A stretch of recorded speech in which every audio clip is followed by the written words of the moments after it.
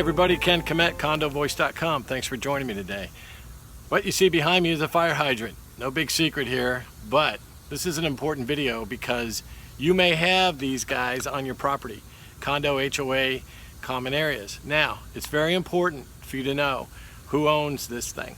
Now, this particular tag down there says it's owned by the city, but if you don't see one of these tags, or if you do see a tag that's out of date, you need to read it and check it and make sure you don't own these, because a condo or an HOA, depending on how it was developed, could have privately owned fire hydrants, and you may want additional fire hydrants on your property depending on what you have for life safety. Anyway, this guy is yellow and different colors, orange. You know, typically fire hydrants are red, right? Well, they're painted all different colors to be noticed, so that when the fire truck pulls up, they're not going to miss it. Now, what you want to do is pay attention to these if you own them, or if you don't, but they are inspected once a year. If you own them, you have to pay for that, and no one's going to come and tell you to do it, so you're just going to have to figure it out on your own. Not many people know that, and I've managed properties before where, you know, it was never mentioned to me when I took over the property, and then I find out, I go, who's doing the fire hydrants? Everyone assumes that it's the city or the county or the special fire district that does these, but you got to check the tag.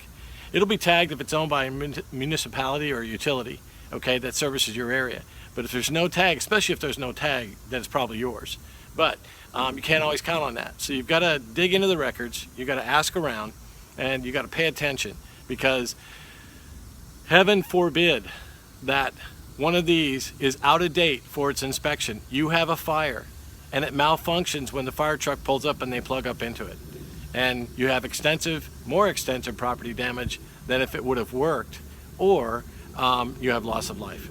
So that is tragic, and I have heard of these stories, but most people don't understand, you know, unless you're involved in it. It's like insurance. You don't care about it until you go to use it. Well, you know, a property inspection needs to be done, and your records need to be verified, and you got to make sure that, just do a check. Do you have fire hydrants on your property? If you do, who owns it? Is it the utility, the city, the fire district, or is it you? If it's you, then you gotta do something. You gotta definitely call a private fire life safety company, have them come out, have them do a test on it. They do a water test.